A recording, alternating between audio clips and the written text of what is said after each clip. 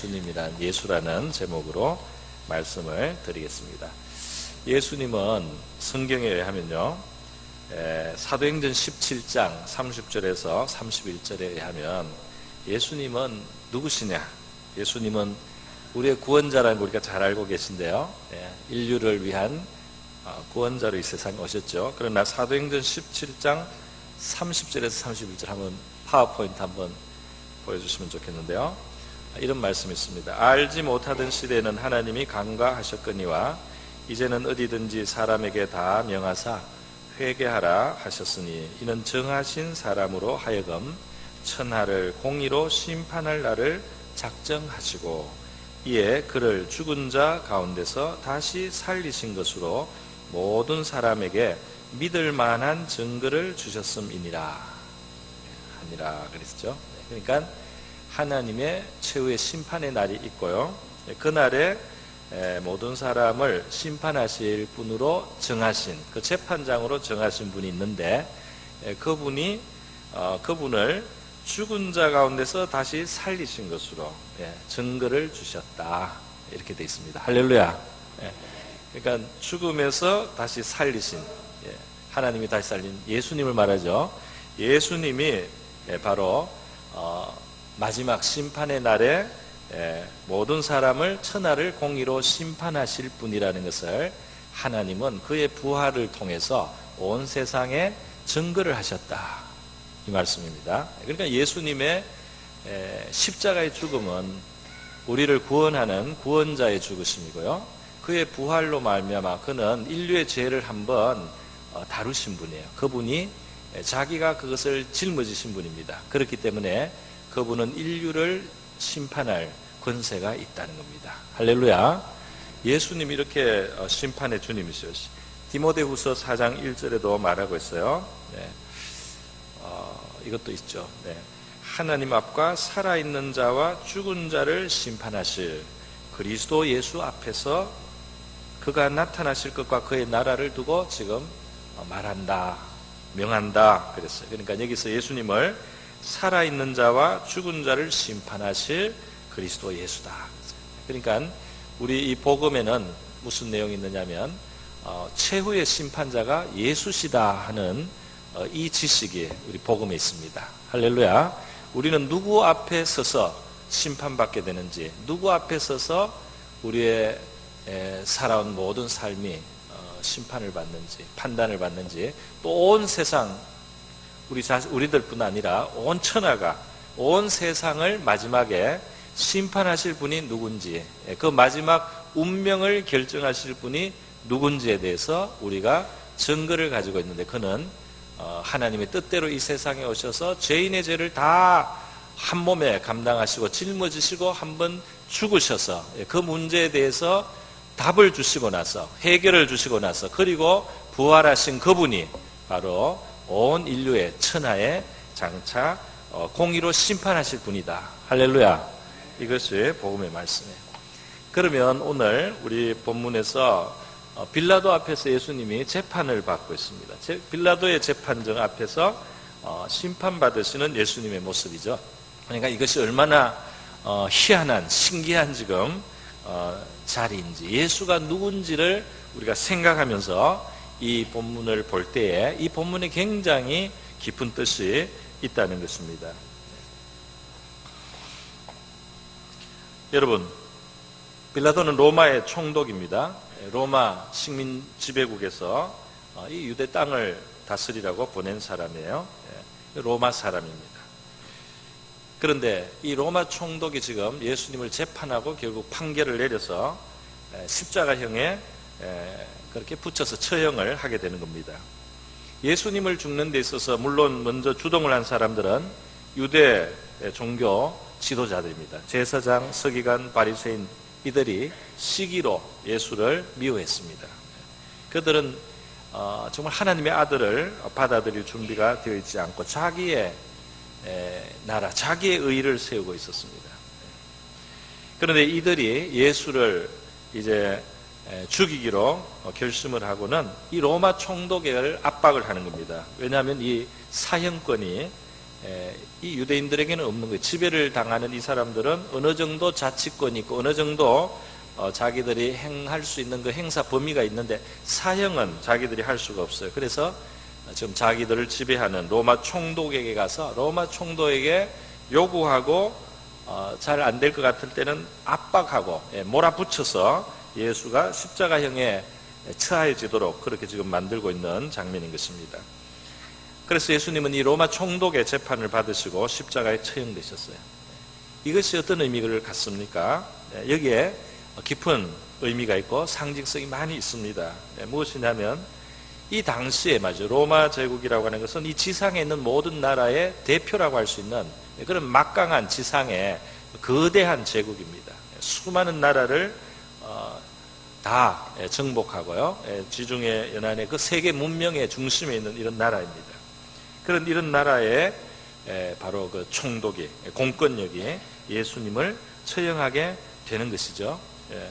그래서 지금 예수의 죽음에는 이 하나님이 택하신 그 유대 백성들, 그 하나님에 대한 율법을 가지고 지식을 가지고 있는 이 유대인들과 유대인이 아닌 이방 나라, 그 중에서도 제일 대표적인 이 로마가, 그래서 유대인과 이방인이 합동해서 예수를 죽이는 겁니다. 유대인과 이방인들이 다 서로 역할을 다 하면서 말이죠. 예수가 죽게 그렇게 만들어지는 것입니다. 이것은 참 역설적으로 말이죠. 예수님이 유대인만의 구세주가 아니라 바로 이방인들, 유대인이 아니었던 그 다른 세계, 다른 모든 민족들에 대해서도 하나님께서 그들의 죄를 해결하는 그러한 분으로 보내셔서 그 유대인과 이방인의 손에 제물이 되시고 죽으시는 이제 그런 상징성을 가지고 있다 이 말입니다. 그래서 여러분 이 예수님이 죽을 때 보면 모든 종류의 죄가 다 동원됩니다. 배신도 있고 아주 그냥 비겁함도 있고 그리고 아주 그 시기도 있고 그게 잔인함도 있고 그게 아주 악랄함도 있고 그게 팔아먹는 뭐 이런 여러 가지 모든 죄들이 총동원이 돼서 예수를 죽게 합니다. 그리고 동원된 사람도 각가지 사람이 다 된 거예요. 이방인과 유대인 뿐만 아니라 지도자와 일반 백성들 말이죠. 그래서 그 위에 권세 있는 자 또 선동된 일반인들 이렇게 모든 사람들이 다 동원해서 불의하게 예수를 다루어 예수가 죽게 되는 것. 그것이 바로 인류 전체를 위한 구세주가 인류 전체의 죄 때문에 죽으신다는 것을 하나님이 보여주시는 겁니다. 유대인만의 구세주가 아닌 거예요. 어떤 배운 사람들만의 구세주가 아닌 거예요. 모든 사람들의 죄가 다 동원되어서 예수가 죽으시는데 그 모든 사람 속에 저와 여러분이 포함되는 줄 믿습니다. 그 렘브란트라는 화가는 옛날에 네덜란드의 유명한 화가죠. 이 사람이 십자가에 달린 예수님을 그린 그림이 있는데 그 그림 속에 군중 속에요 자기 얼굴을 그려놨어요. 자기 얼굴을 거기다 그렸어요. 예수님이 죽으시는 그 자리에 자기도 한 몫을 했단 말이죠. 나의 죄도 이분을 제물이 되게 하는 바로 그 한 가운데 내가 있다. 그래서 우리 찬송가 가사 중에 거기 너 있었는가 그때 주가 십자가에 달릴 때 거기에 너 있었는가 거기에 이 가사가 있지 않습니까? 거기에 너 있었는가 거기에 해가 빛을 잃고 주님이 운명하시는 그때 너가 그 자리에 있었는가 그런 가사가 있는 것입니다. 여러분 그래서 유대 종교 지도자들 또 거기에 합류된 많은 무지한 사람들이 선동을 받아서 압박해서 이 빌라도를 몰아붙였어요. 이 로마 공권력이 이제 동원이 되고 십자가형을 받았어요. 그래서 예수님이 죽으실 때 오늘 읽은 본문 뒤쪽에 요한복음 19장 19절과 20절을 한번 보겠습니다. 거기에 이렇게 되어 있습니다.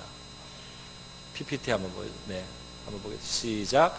빌라도가 패를 써서 십자가 위에 붙이니 나사렛 예수 유대인의 왕이라 기록되었더라. 그 다음 구절. 예수 못 박히신 곳이 성에서 가까운 거로 많은 유대인이 이 패를 읽는데 히브리 말과 로마와 헬라 말로 기록되었더라. 그러니까 예수님의 이 죄패가 뭐죠? 나사렛 예수, 유대인의 왕 이렇게 붙여놨어요. 빌라도가 신문을 할 때 예수님이 자기가 왕이라고 하셨어요.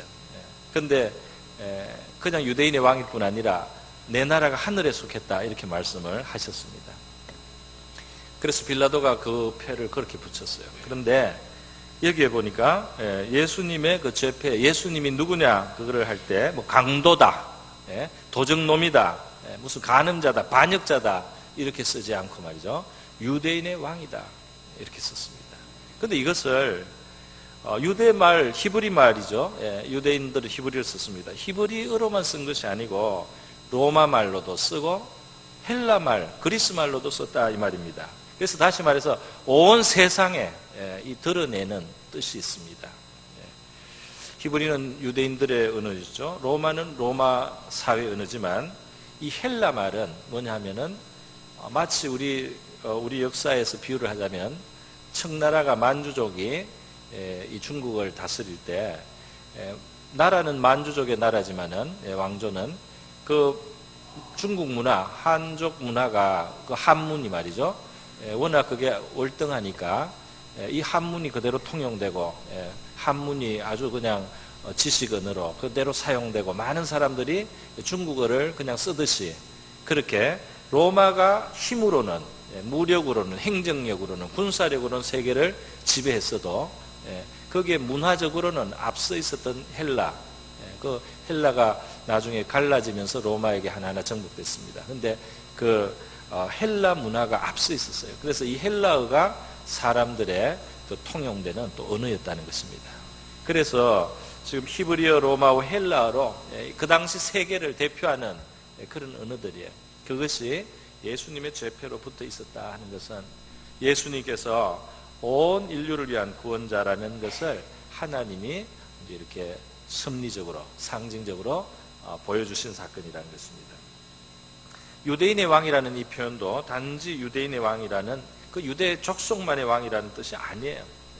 이게 온 인류의 왕이라는 뜻이 되는 겁니다. 왜냐하면 요한복음 4장 22절에서 예수님께서 이방 절반 피가 절반 섞인 그 사마리아인, 절반 유대인이고 절반 이방인이니까 유대인들이 되게 싫어한 그 사마리아 여자에게 예수님 말씀했어요. 구원은 유대인에게서 난다. 예수님이 아주 분명하게 말씀해 주신 바가 있습니다.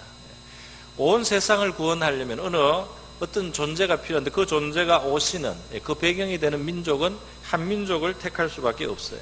그리고 그 한 민족 택한 그 한 민족 속에 그 구원자가 오시는데 하나님이 그 구원자를 보내주시는 통로로 배경으로 택하신 바로 민족이 유대민족이다 말이죠. 아브라함의 후손인 것입니다. 하나님이 아브라함을 처음 부르실 때도 그렇게 말씀하셨잖아요. 땅의 모든 족속이 너로 말미암아 복을 얻을 것이라. 창세기 12장 3절에 하나님이 온 인류를 위해서 복을 주시는 그 구원이 그 안에 들어있는 겁니다. 복을 주시는 바로 그 통로로 유대인을 택하셨다 말이죠. 그리고 이 인류를 위한 구원은 유대인에게서 난다 말이죠. 그래서 마태복음 2장에 보면 예수께서 나셨을 때 하나님은 2년 전부터 별을 띄워서요, 저 동방에 있는 이방인 사람들 중에 유대의 어떤 왕이, 위대한 왕이 나시는데 이것이 우리에게도 축복이 되고 우리에게도 어떤 구원이 되고 우리에게 어떤 복이 된다는 것을 깨닫게 하셨어요. 그래서 그 먼 길을, 그 귀한 보배를 가지고 먼 길을 와서 예수께, 아기 예수께 바치면서 예수님 앞에 경배하는 모습을 우리가 볼 수가 있습니다.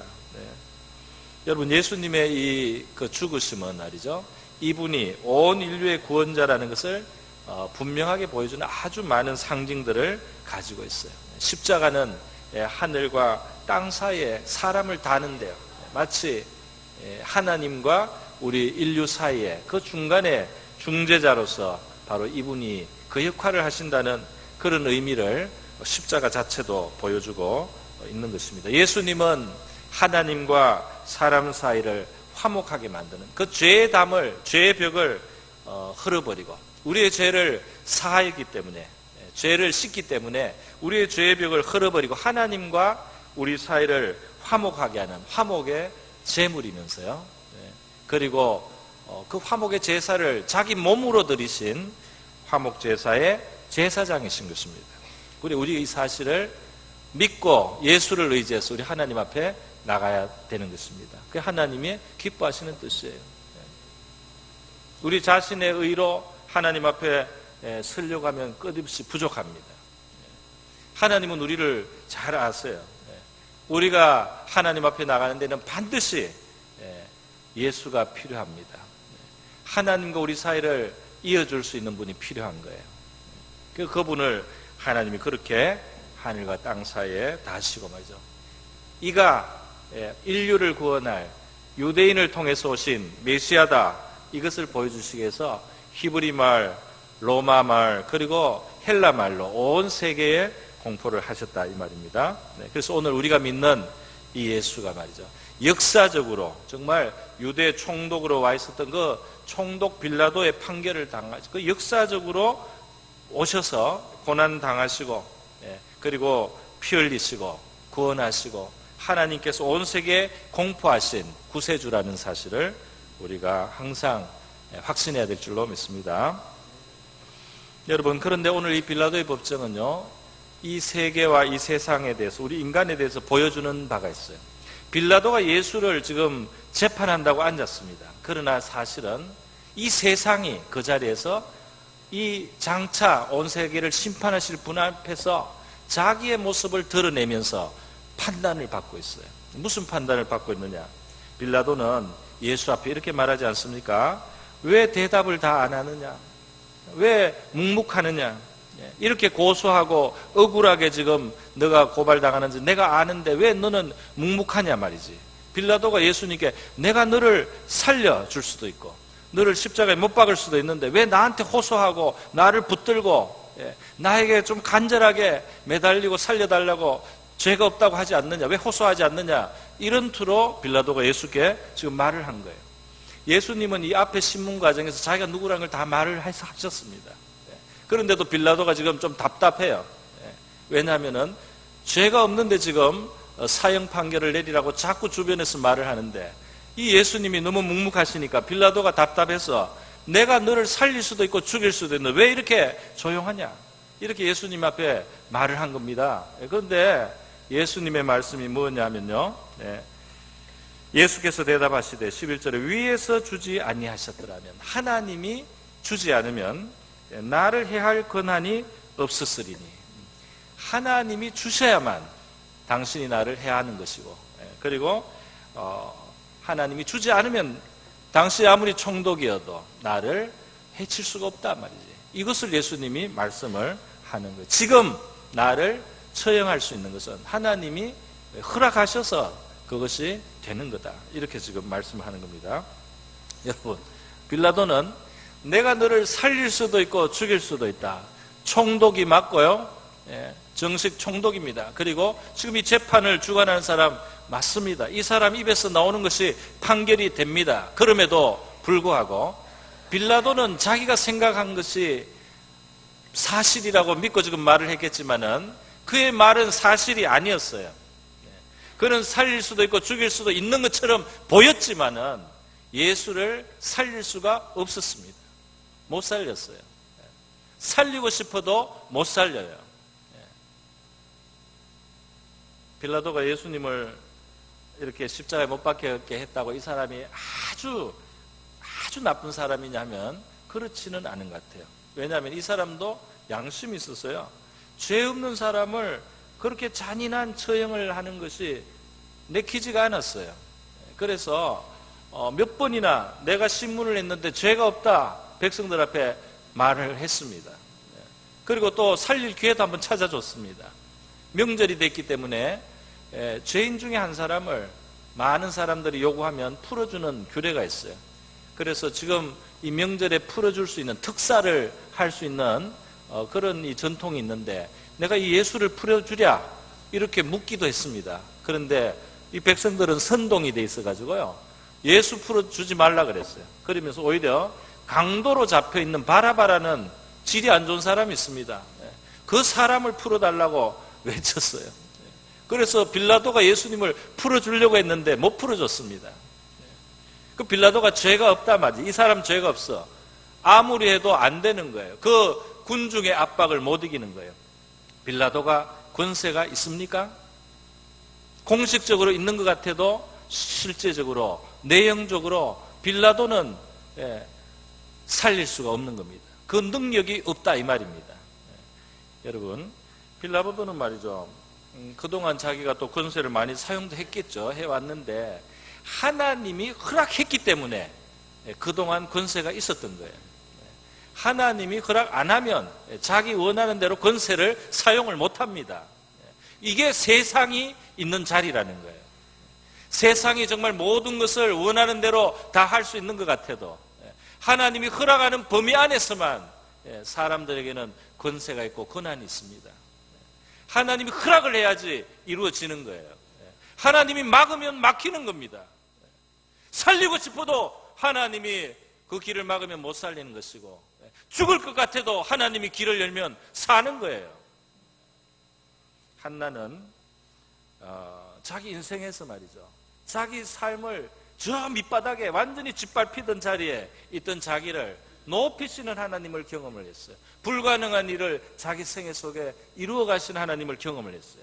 그리고 나서 하나님 앞에 고백을 합니다. 뭐라고 고백합니까? 사무엘상 2장에 보면 여호와는 죽이기도 하시고 살리기도 하시며 저 음부 서울에 내리기도 하시고 거기서 올리기도 하신다. 하나님은 저 깊은 그 나락으로 구덩이에 넣을 수도 있지만은 그 구덩이에 있는 자를 끌어낼 수도 있단 말이죠. 여호와는 가난하게도 하시고 부하게도 하시며 낮추기도 하시고 높이기도 하시는 도다. 하나님의 손에 있다 이 말입니다. 하나님의 손에 달렸다 이 말입니다. 가난한 자를 진토에서 일으키며 또 빈궁한 자를 그름더미에서 올린다. 그름더미가 뭐겠어요? 우리말로 똥구덩이입니다. 거기에서도 사람을 끌어내셔서 어떻게 하느냐? 귀족들과 함께 앉게 하시며 제일 존귀하게 만들 수 있어요. 영광의 자리를 차지하게 하시는도다. 그 집에서 인정 못 받던 다윗이 말이죠, 막내 사랑을 못 받았어요. 집에서도 부모도 별로였어요. 그 다윗 양치고 귀한 손님이 와도 집에 오라고도 안 하는 이 다윗을 하나님이 왕으로 만들지 않습니까? 하나님께서 정말 진토에 앉은 자 얼마든지 올리시는 겁니다. 땅의 기둥들은 여호와의 것이라 여호와께서 세계를 그것들 위해 세우셨다. 이 세상에 지은 자가 누구입니까? 이 세상의 토대가 누구에게 있습니까? 하나님께 있단 말이에요. 하나님이 못하시겠느냐? 하나님께 운명이 달려있는 것이 아니냐 말이죠. 사람이 살리고 죽이는 게 아니다 이 말입니다. 하나님이 하신단 말이에요.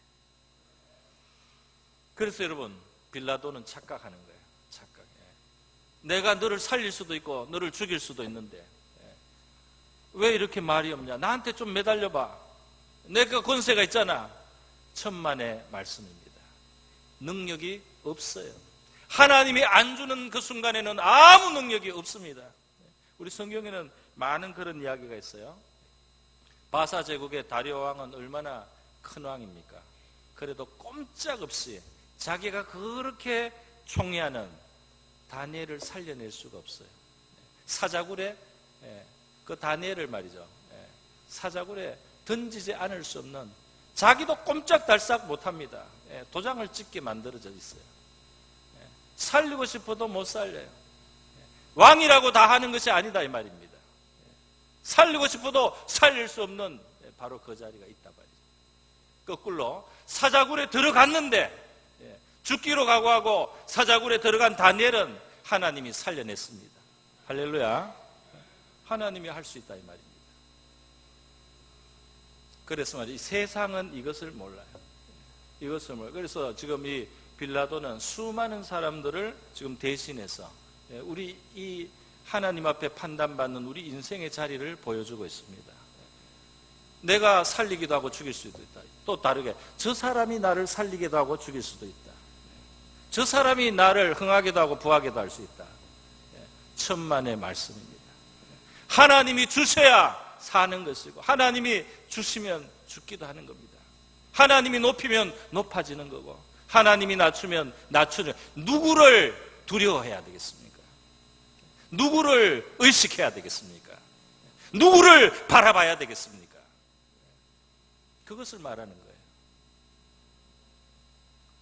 여러분, 그래서 말이죠. 우리는 빌라도는 정말 자기가 이제까지 해온 것이 정말 자기 고유에게 속한 것인 줄 알아. 자기 권한 안에서 이제까지 어느 정도 통한 것 같은데 그것이 하나님이 주셔서 된 거지 정말 자기의 고유하게 자기의 것은 아니다 이 말입니다. 그래서 예수님 앞에 빌라도는 사실 어리석은 말을 한 거예요. 이 만왕의 왕이신 또 만주의 주이신 그리고 온 세상을 심판하실 그분 앞에서 이 빌라도는 잘못 생각하는 거예요. 우리 사람들이 살아가면서 그렇지 않습니까? 사람을 원망하지 않습니까? 그죠? 사람을 원망해. 저 사람이 나를 망하게 했다. 저 사람이 나를 불행하게 했다. 하나님이 낮춰서 낮아지는 거예요. 하나님이 높이면 올라갑니다. 자, 두 번째 바로 그래서 이 말씀은 그것이 되겠어요. 이 세상의 힘과 권세, 능력은 정말 하나님께 매여 있고 달려 있단 말이죠. 그것을 바로 알아야지 우리가 주님 앞에 그 판단자 앞에 나중에 설 준비가 된다 이 말입니다. 우리가 누가 주관하시는 분이며 누가 살리기도 하고 죽이시는 분인지 알고 이 세상을 살아야 그분 앞에 설 준비가 되는 겁니다. 마지막으로 이 빌라도의 재판정이 보여주는 것이 있어요. 그것이 뭐냐면은 하나님께서 자기의 뜻을 이루고 사람을 존귀하게 만드시는 원리가 나와 있다 이렇게 볼 수가 있습니다. 이게 무슨 말이냐면 지금 예수님이 이 재판을 받는데요, 재판 시작부터 끝까지 다 잘못됐어요. 그 고소 자체가 잘못된 겁니다. 막 죽이기 위해서 작정을 하고 다 끌어다 붙이는 것입니다. 예수님이 가이사에게 세금 바치지 말라고 말한 적 없어요. 동전을 보시면서 이게 누구의 화상이냐? 가이사의 것입니다. 가이사의 것은 가이사에게, 하나님의 것은 하나님께 바쳐라. 이렇게 말씀하신 기록 있죠. 그런데 우리 지금 요한복음은 아니지만 다른 복음서를 보면 세금을 내지 말게 했다 이런 억지 고소까지 있어요. 그리고 이 사람이 자기를 왕이라고 하니까 지금 반역을 꾀하는 거다 이렇게 억지로 주장을 합니다. 그런데 유대 지도자들과 또 선동된 사람들의 잘못된 그 압력으로 말이죠. 예수가 죽고 또 총독 빌라도는 끝까지 공정하지를 않아요. 자기 양심이 그래도 일말이 있어서 죄 없는 사람 죽여서는 안 되겠다고 생각하고 자꾸 살려보려고 노력을 합니다. 그래서 채찍을 많이 맞게 해가지고 예수님을 한번 또 세운 적도 있어요. 심판하다가, 신문하다가. 피를 줄줄 흘리는 모습을 보여주면서 이만하면 너희들 직성이 풀리지 않느냐. 이만큼 내가 이 사람을 고통을 줬으니까 이제 좀 그냥 넘어가자. 그런 쪽으로 내세웠어요. 그래도 안 된다. 끝까지 십자가에 못 박아야 된다. 이렇게 주장을 했습니다. 그 빌라도가 자기가 위태로우면서까지 이 사람은 진리의 편에 서고 싶은 마음은 없어요. 그러니까 빌라도가 물에 손을 씻으면서 나는 잘못 없어. 너들이 나를 밀어붙여서 그렇게 내가 죽음에 넘긴다, 사형시킨다 하고 물로 손을 씻었어요. 그리고 예수를 못 박게 내줬습니다. 그 빌라도가 자기 책임을 회피한 거죠. 어쨌든 여러분, 예수님의 이 심판, 재판 받으신 것은 정말 불의한 재판이에요. 이 세상을 구원하시는 분을, 사랑 그 자체이신 분을, 진리와 빛과 의 그 자체이신 분을, 이 세상을 심판하실 가장 공정한 재판관을 이 세상은 이렇게 심판했습니다. 이 세상이 죄악된 세상이에요. 이 인류가 죄인들인 겁니다. 그래서요, 예수님의 받으신 이 모든 일은 부당하단 말이에요. 처음부터 끝까지 부당한 그런 판단을 받고 그런 심판을 당하고 그런 처형을 당하기, 공정한 것이 하나도 없습니다. 자, 그런데 말이죠, 이름에도 불구하고 예수님은 그 잔을 마셨어요. 그 잔을 그대로 다 하나도 남김없이 다 드셨습니다. 빌라도에게 정언할 만큼 딱 정언하시고 그 다음부터는 변호를 안 하셨어요. 그 빌라도가 굉장히 놀랍게 여겼습니다. 사람들이 다 달려들어서 죽이겠다고, 죽어야 된다고 부당하게 공격을 하는데 예수께서 한마디도 자기 변호를 안 하시는 거예요. 빌라도가 굉장히 놀라서 어떤 죄수도 그런 죄수가 없었다 이 말입니다. 그런데 예수님은 대답지 않는 거예요. 왜 그렇습니까? 예수님은 지금 이 일이 부당하냐 정당하냐를 생각하는 게 아니에요. 하나님의 뜻이 무엇이냐를 생각하시는 겁니다. 하나님의 뜻이 무엇이냐 말이죠. 하나님의 뜻이 내가 이 십자가의 길을 가서 죄 없는 자가 죽어야만 죄 있는 자의 죄가 씻김을 받기 때문에, 죄 없는 내가 죽어야만 하나님이 인류를 구원하실 수 있기 때문에 내가 이 잔을 마셔야 된다. 그것이 아버지의 뜻이라는 겁니다. 이 사람이 정직하냐, 이 사람이 정당하냐, 이 사람들이 지금 나를 바르게 대우하느냐, 이 사람이 지금 나를 옳게 대접하느냐, 이것이 중요한 것이 아니다 이 말입니다. 하나님의 뜻이 무엇이냐는 거예요. 내가 어떻게 하는 것이 하나님의 기뻐하는 뜻이냐, 어떻게 해야지 하나님의 뜻이 이루어지느냐, 그것이 예수님의 생각이에요. 그리고 내가 죽음의 길을 가야 된다 말이에요. 내가 자기를 부인하고 달리고 피를 흘려야만 사람들이 구원을 얻을 수 있다. 그것이 아버지의 뜻이다. 그래서 예수님이 받으신 겁니다. 정말 부당한 일이죠. 정말 이렇게 대우해서는 안 되는 거죠. 그러나 그것이 아버지의 뜻이어서 예수께서는 그걸 받으시는 거예요. 오늘 우리 많은 사람들이 옳고 그른 것을 따지고 특별히 내가 정당한 대우를 받고 있느냐 그렇지 못하냐 대단히 민감합니다. 그런데요, 그렇게 하면 하나님의 뜻을 이룰 수가 없어요. 하나님께 쓰임을 받을 수가 없어요. 우리가 예수님을 믿고 구원받은 우리가 말이죠, 하나님의 은혜 속에서 평강도 얻고 기쁨도 얻고 위로도 얻고 응답도 받고 하나님이 우리에게 좋은 것을 주시지만은 또 중요한 순간에 하나님은 예수님의 발자취를 우리가 담게 해요.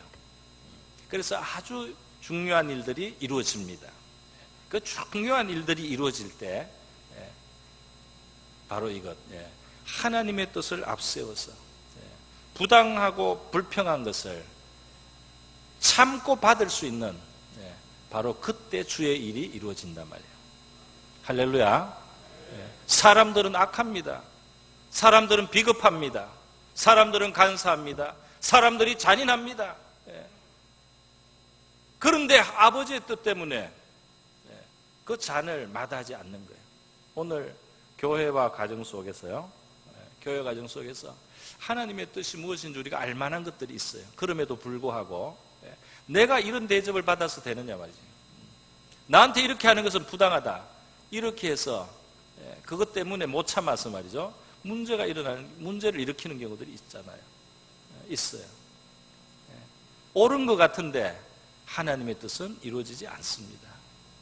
정당한 것 같은데 하나님의 뜻은 거기에서는 안 이루어져요. 그래서요, 예수님께서 아버지의 뜻이, 죄가 없는 내가 죽어야만 아버지의 뜻이 이루어진단 말이죠. 그래서 그 재판을 그대로 수용을 하셨어요. 그 결과가 무엇입니까? 오늘 저와 여러분이 죄 사함 받을 수 있는, 우리가 구원 받을 수 있는, 우리가 하나님의 자녀가 될 수 있는, 우리가 천국에 갈 수 있는 길이 열렸습니다. 죄인들이 구원을 받게 되는 겁니다. 할렐루야. 예수님의 이 잔이 말이죠, 그 하나님이 뜻을 이뤘어요. 그리고 예수님 자신은 어떻습니까? 바로 인류를 위해서 자기를 낮추어서 종의 형상을 갖고 그리고 죽기까지 복종하고 십자가에 죽으신 그 죽음 때문에 예수님의 이름은 영원히 영광을 받으시는 겁니다. 하나님이 그를 영원히 영화롭게 할 수 있는 근거가 확실해진 거예요. 원래 존귀하신 하나님의 아들이지만 인류를 위해서 희생을 하셨기 때문에 주님은 더 존귀해 주셨어요. 그렇지 않습니까? 이름으로 하나님이 그를 지극히 높여 모든 이름 위에 뛰어난 이름을 주사 하늘에 있는 자들과 땅에 있는 자들과 땅 아래에 있는 자들로 모든 무릎을 예수의 이름에 꿇게 하시고 모든 무릎이 그 예수의 이름 앞에 꿇린다 말이죠. 얼마나 큰 권세입니까? 이 부당한 재판을 당할 때는 얼마나 무력한 사람 같아요. 얼마나 억울한 사람 같아요. 그런데 아버지의 뜻이기 때문에 그가 그 잔을 받았을 때 말이죠. 결국은 그에게 오는 종기는 모든 무릎이 하늘 위 땅과 땅 아래까지 모든 무릎이 그 앞에서 꿇어야 돼요. 얼마나 큰 종기와 영광과 권세입니까? 그런데 우리 성도들이 이것을 아느냐 말이에요. 우리가 우리의 생활 속에서 이것을 아느냐 말이에요. 우리가 이 원리를 알고 이 원리를 경험을 하면서 사느냐 이거예요. 그 부당한 일을 못 참는, 좀 억울한 일을 못 참는, 그것이 한계가 되는 거예요. 그게 예수와 더 가까워질 수 있는 기회를 잃습니다. 사실은 우리는 사랑하는 가족이나 자녀들을 위해서도 많이 참는 경우가 참 많습니다. 사회생활도 참고 직장생활도 참고 많이 참으면서 왜? 사랑하니까 말이죠. 그 위할 대상들이 있으니까. 그런데 여러분, 하나님을 위해서는 참을 수 없습니까? 주님을 위해서, 우리를 위해서 죽어주신 그분을 위해서도 우리가 참을 수 있어야 되겠습니다. 그분을 위해서도요. 잘하세요. 원래 다들 잘하시는데 잘 참으시는데 하나님을 위해서도 참으시기를 바랍니다. 주님을 생각하고 부당한 것을 좀 참아봐요. 물론 이 말은 모든 부당한 것을 무조건 참으라 이 뜻은 아니에요. 잘못된 것은 될 수 있으면 고쳐야 되죠. 그런데 중요한 것은 하나님의 뜻을 먼저 생각하는 거예요. 하나님의 뜻이 내가 지금 큰 소리를 치지 않아야 된다. 하나님의 뜻은 내가 이것을 좀 참아야 된다. 그래서 우리가 참고 쓴 잔을 마실 때 말이죠. 하나님의 뜻이 이루어질 줄로 믿습니다. 하나님이 그것을, 그 제사를 기억하시는 거예요. 그래서 존귀하게 하시고 영화롭게 하실 수가 있다는 것입니다. 여러분, 우리 사도신경을 예배 때마다 우리가 처음에 고백을 하지 않습니까? 이 사도신경에는 예수님 외에 두 사람의 사람이 있는데 하나는 동정녀 마리아가 나오고 또 하나는 본디오 빌라도가 나옵니다. 이 시골 처녀, 갈릴리 시골 처녀 동정녀 마리아는 성령으로 그가 성령으로 잉태해서 동정녀 마리아에게 나셨어요. 그 동정녀는 성령으로 이 메시아를 잉태하게 된 것은 굉장히 불편한 일이에요. 그렇지 않습니까? 처녀가 말이죠. 아기를 임신했단 말이에요. 누가 이해해 줍니까? 그런데 이 동정녀 마리아는 그 불편함을, 그 억울한 사실은 소리를 딱 듣게 돼 있지 않습니까? 처녀가 애를 가졌는데 그 억울한 소리를 딱 들어야 되는 바로 그 자리예요. 거기에 딱 있으면서 그분 때문에 정말 우리가 구원을 받습니다. 할렐루야. 그분으로 인해서 구세주가 이 세상에 오시는 거예요. 그렇지 않습니까? 구세주의 구원의 역사가 펼쳐지는 정말 통로가 되신 거예요. 동정녀 마리아. 본디오 빌라도는 어떻습니까? 힘과 권세와 능력이 있어 보이지만은 진리를 위해서 희생할 수가 없는 거예요. 그 죄인의 그냥 모습이에요. 그래서 자기가 다치지 않게 해서 예수를 희생하는 겁니다.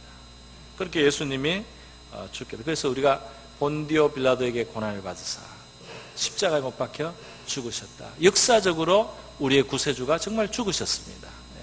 유대인과 이방인과 온 세계가 예수님을 십자가에 못 박았습니다. 나도 예수님을 십자가에 못 박혀 죽게 한 죄인의 하나입니다. 나도 비겁한 죄인입니다. 그 고백이 그 속에 담겨 있어요. 그래서요, 본디오 빌라도의 이 재판정에 서신 예수님, 이 모습은 우리에게 이와 같은 큰 교훈들을 보여주고 있다는 것입니다. 하나님의 방법이에요. 할렐루야. 하나님이 자기의 뜻을 이루어 가시고 구원을 이루시고 우리를 존귀하게 하는 그 방식이 나와 있습니다. 사람들이 짧은 소견으로 자기가 정의를 다 이루어야 될 것처럼 하면서 하나님의 의를 못 이루어요. 자기가 정의의 사도가 돼야만 될 것 같은데 하나님의 뜻이 이루어지지 않습니다. 이 죄악된 세계는 정의를 외치는 자만으로 이루어지는 것이 아니에요. 하나님의 뜻을 앞세워서 불의를 참을 수 있는 그 사람이 하나님께 쓰임을 받습니다. 할렐루야. 오늘 우리 빌라도의 재판정에 서신 예수님 우리가 함께 생각해 보았습니다. 우리 다 같이 한번 기도하겠습니다. 이 시간 우리 기도할 때요, 온 세계의 구세주로 오신 예수님, 그래서 로마 제국의 당시 세계를 대표하는 나라에 희생당하신 예수님, 온 인류 바로 나의 구세주임을 우리가 고백하시고, 그리고 우리 인간의 한계를 우리가 모르고 우리 자신을 과신하고 세상을 하나님보다 더 우리가 의식하고 그렇게 두려워하면서 산 그러한 우리의 마음을 주님께서 눈을 열어주셔서 우리 하나님의 권세와 능력을 정말 바라보고 의지하고 그것을 우리가 정말 경외하면서 하나님을 경외하면서 살아갈 수 있도록 또 우리가 예수님의 발자취를 따라갈 수 있는 우리가 되게 해달라고 다 같이 기도하겠습니다. 기도합니다.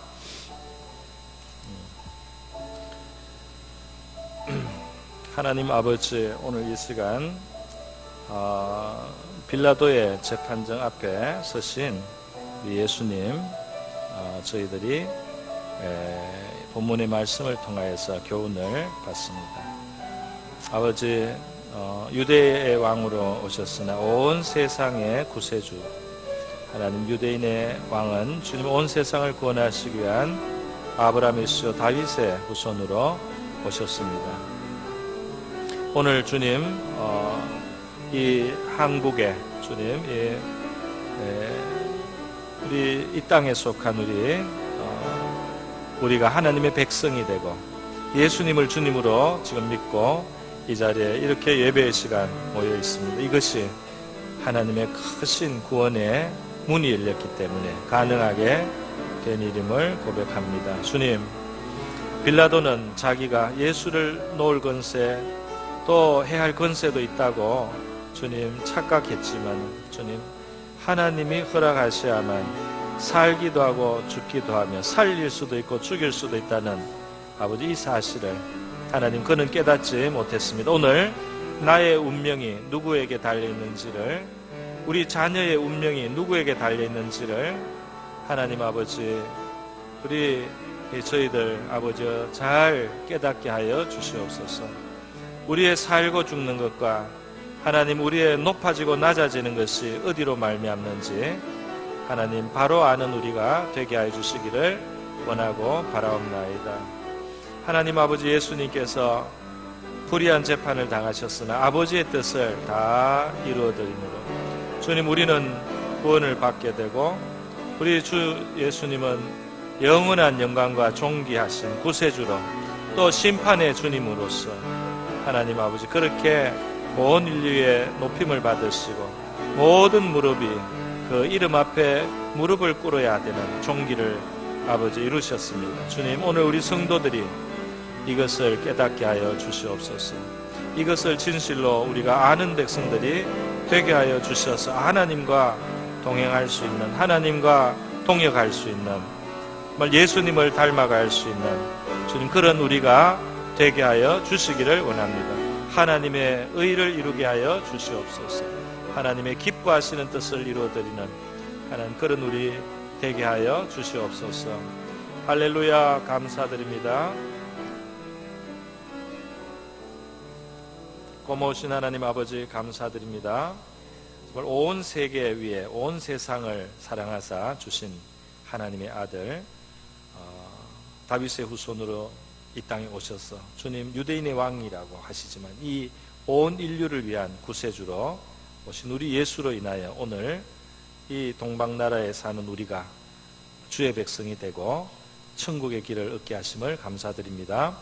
하나님 아버지, 오늘 빌라도의 재판정에서 빌라도의 착각처럼 자기가 권세가 있는 줄 알고 이 세상이 권세를 가진 것으로 알고 착각하며 살아가는 하나님이여, 이러한 무지에서 우리를 건져주시고 우리를 살게도 죽게도 높이기도 낮추기도 하실 수 있는 바로 그 주권자이신 우리 하나님을 경외하는 우리가 되게 하시고 심판대 앞에 주님 앞에 설 준비를 하는 우리가 되게 하여 주시옵소서. 하나님 아버지, 예수님께서 이 부당한 재판을 하나님의 뜻으로 받으심으로 우리가 살게 되었고 우리 주님이 영원한 구세주의 영광을 얻으셨습니다. 오늘 주 예수의 이 길을 우리가 깊이 묵상하고 때때로 우리에게 바로 이와 같은 자리가 올 때에 주님을 닮을 수 있는 우리가 되게 하여 주시옵소서. 고마우신 예수님의 귀하신 이름으로 기도드립니다.